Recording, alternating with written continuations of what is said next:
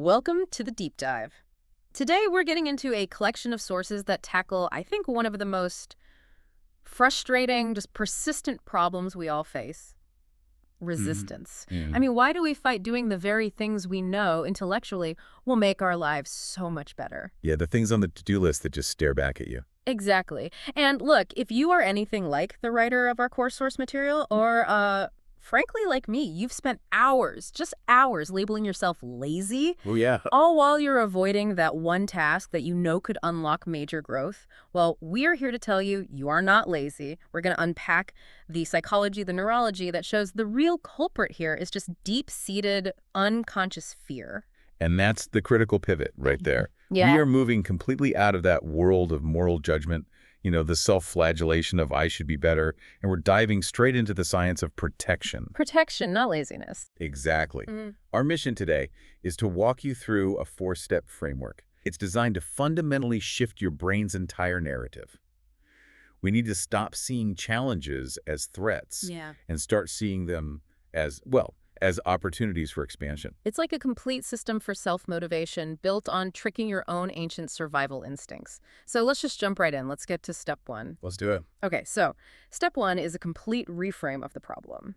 When resistance hits that, overwhelming urge to scroll on your phone, clean the kitchen, do anything else. Productive procrastination. Right. You stop fighting it. Instead of judging yourself, you become like a detective. You just start asking, okay, what exactly am I afraid of right now? And this is where we have to look at the brain's hierarchy of needs. I mean, your brain has one true master objective that overrides absolutely everything else, and that's survival. Just keeping you alive. Just keeping you alive. It's not trying to make you successful or rich or productive. It's trying to keep you safe right now. So when you approach something new or effortful or risky, that immediately triggers the danger zone. But wait, if I'm just trying to, say, optimize my taxes or write a difficult email, how does my brain possibly confuse that with actual physical danger? I mean, surely it knows the difference. Logically, your conscious mind does, yes. But neurologically, in the oldest, fastest parts of the brain, the limbic system, it processes those non-physical risks in the exact same way. As a physical threat. As a physical threat. If you are risking judgment or failure or rejection or just the unknown, your fear center, the amygdala, it just lights up. And the signal it sends isn't nuanced, it's binary.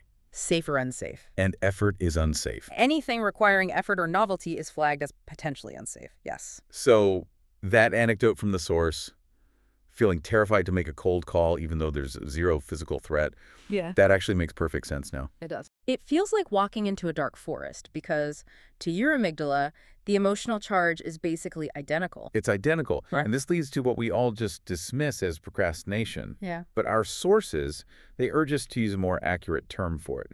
Avoidant behavior. Avoidant behavior. Yeah, because procrastination kind of suggests it's just poor time management. But avoidant behavior emphasizes that you're making an active choice to substitute an easy known thing for a difficult unknown one. You're choosing safety over expansion. And that reframing, that gives you your agency back. If it's avoidance, then you can choose to address the threat that's underneath it all. And the method for dismantling that fear it's beautifully straightforward. You make the unconscious conscious. It is so crucial. These fears, they operate in the background, almost like malware on a computer. Yeah. And to neutralize them, you have to bring them out into the light. So you literally write it down. You have to write down the exact fear. Is it the fear of failing again? The fear of losing control? Is it the fear of being judged by your peers?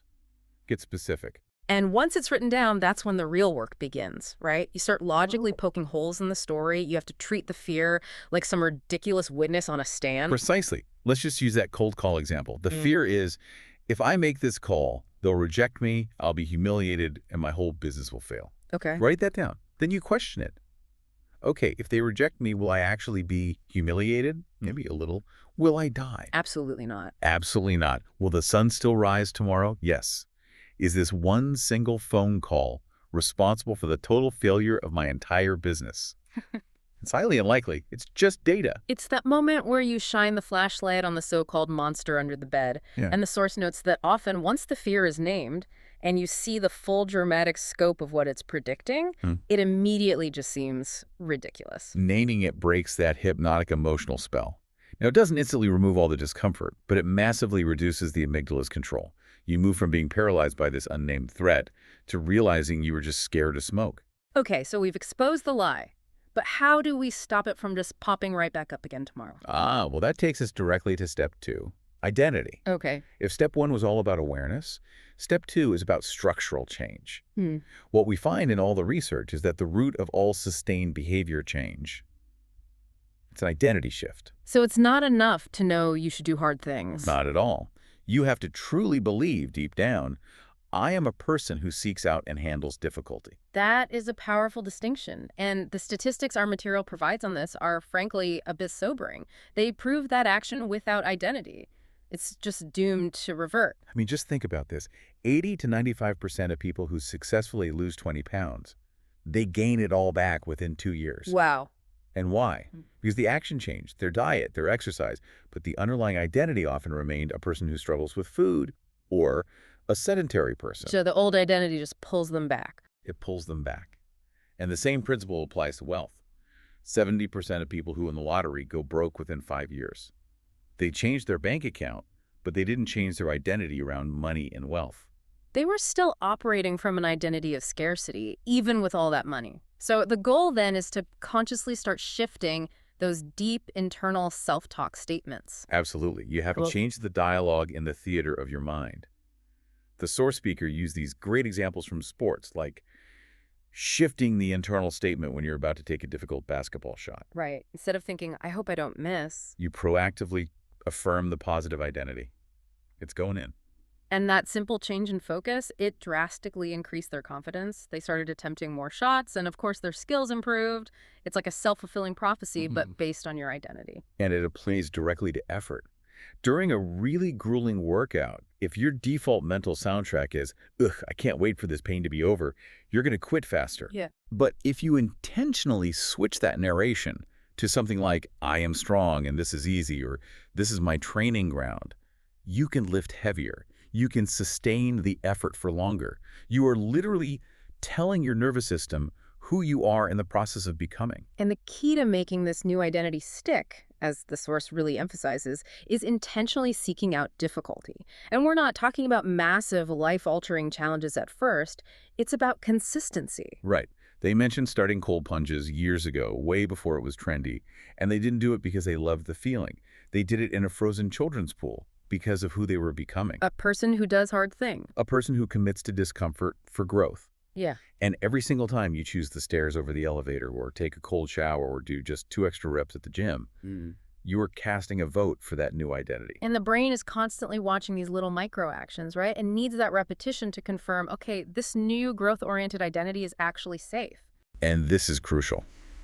You need to detach your self-worth from the final result, which is often outside of your control, and attach it firmly to the effort, to just showing up. Okay. By doing that, you train your brain to believe 2 fundamental things.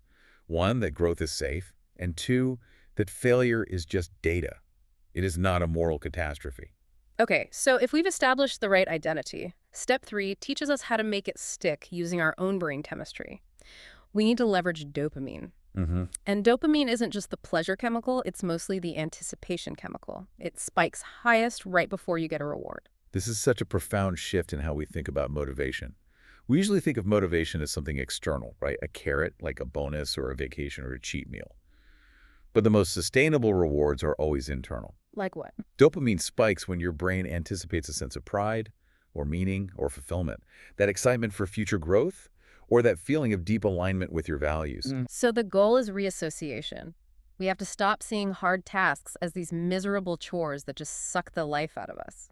We have to actively link the challenge with the internal reward of expansion and becoming better. And this is where you become your own most effective coach, your own personal hype man. You don't wait for the task to be over to feel good. You have to speak to yourself during the challenging activity to provide that anticipation spike in real time. So what does that internal monologue actually sound like? It's intense affirmation. In the middle of the struggle, you're thinking, I need this friction to grow, or this discomfort is what evolution feels like, or just, I'm so proud of myself for showing up and doing this. So you're linking the feeling of the challenge directly to the feeling of self-worth. You're triggering those internal dopamine hits right in the middle of it all. Yes, you're essentially training your brain, almost like a dog, Do the hard thing, get the good feeling, do the hard thing, the dopamine hit. Okay, I like that. And you just repeat that. And eventually, the nervous system stops registering that signal and challenge as stress or danger because the brain has learned that difficulty is actually followed by the predictable reward of pride and self-trust. So the hard thing stops feeling like an obligation. And it starts feeling sacred, like an essential ritual of self-love. And when you frame it like that you're doing the hard thing for future me, it becomes the ultimate form of discipline. You're choosing the effort now to reward the person you want to become later on. And that transformation leads us straight to step 4, which has to tackle the inevitable reality of effort, which is discomfort, struggle, sometimes pain. Right. Initially, the source speaker assumed that if something was painful or difficult or required a ton of effort, they must be doing it wrong. Or maybe they weren't aligned with their true path. That is such a common and I think a really seductive trap. We assume that ease equals alignment. But the breakthrough here is recognizing that pain is simply the price of growth. It's the physiological reality of expansion. We know this in the physical world, right? Yeah. You have to tear muscle fibers to build them back stronger. The exact same principle applies to your mental and emotional capacity.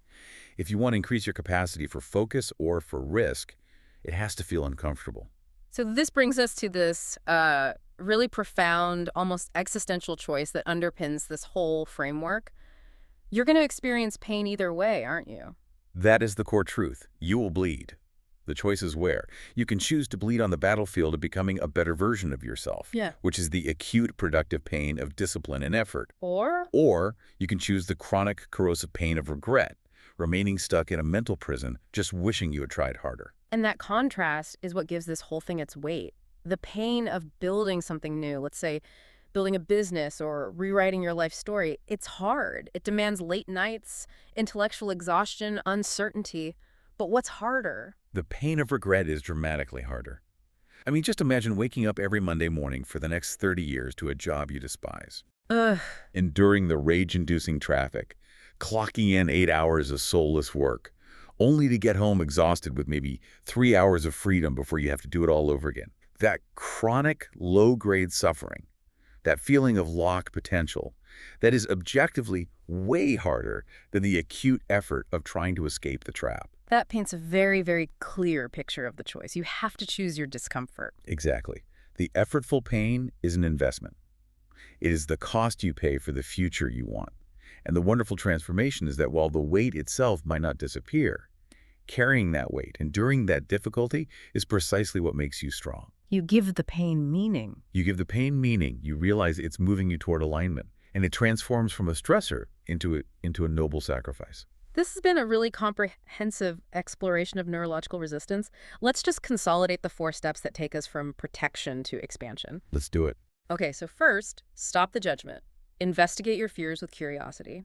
Second, you have to fundamentally rewire your identity around the belief that you are a person who seeks difficulty. Third, you actively associate that challenge with intrinsic pleasure, with those dopamine hits. And finally, you rewrite the meaning of pain, accepting it as the necessary price of growth, not as a signal you've made a mistake. And the synthesis here is partnership.